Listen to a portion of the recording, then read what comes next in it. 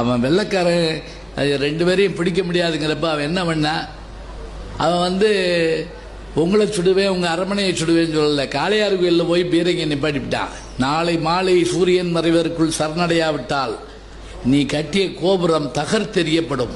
பெரிய மருது என்ன யோசிச்சார் தெரியுமா? டேய் தம்பி, என்னடா என்ன ஒரு 5 வருஷம் இருப்போம் 10 வருஷம் இருப்போம்டா, ஆனா நம்ம கட்ட கோயில் இருக்கணும்டா. சாந்து போட்டு சலசலங்க, சந்தனம் போட்டு கமகமங்க, மதுரை கோபுரம் திருந்தது செய்த மருது பாண்டியரை பாருங்கடின்னு சொல்றோம்னா சொல்லிட்டு போய் சரணடைஞ்சாங்க. அவன் பீரங்கில வச்சு தகர்த்தான், சில பேரை தூக்கு போட்டான். கடைசி ஆசை என்னன்னு கேட்டான்.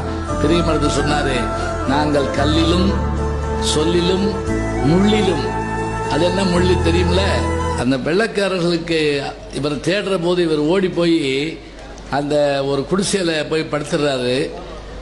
அந்த கிழவி பார்க்குது, இவருக்கு அக்குள்ள ஒரு கட்டி ஏற்பட்டிருந்தது. அந்த நேரம் வேற தாகம் தாங்க முடியலம்மா, தண்ணி கொடுன்னு கேட்டவுடனே அந்த கிழவி பழைய கஞ்சி சோறு கொடுத்துருக்கு.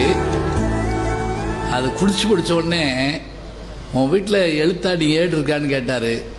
எங்கள் வீட்டில் ஏரியா எழுத்தாணி ஏடுன்னு சொன்னோடனே அந்த ஓலையில் ஒன்றை பறிச்சு, கூரையில் இருந்த ஓலையில் ஒன்றை பறிச்சு அங்கிருந்து ஆணி எடுத்து இந்த பகுதி முழுவதும் இந்த கிழவிக்கு சொந்தம்னு எழுதி கொடுத்துட்டு போய் அதை மரணம் அடையிறப்ப ஞாபகம் வச்சு சொன்னாருங்க, நாங்கள் கல்லிலும் சொல்லிலும் முள்ளிலும் தந்த தர்மத்தை நீ மறக்காமல் தர வேண்டும். வெள்ளைக்காரன் எவ்வளவு கெட்டவனா இருந்தாலும் அதுல சரியாத்தான் இருந்தா அதை கொடுத்தான். அதான் உண்மை.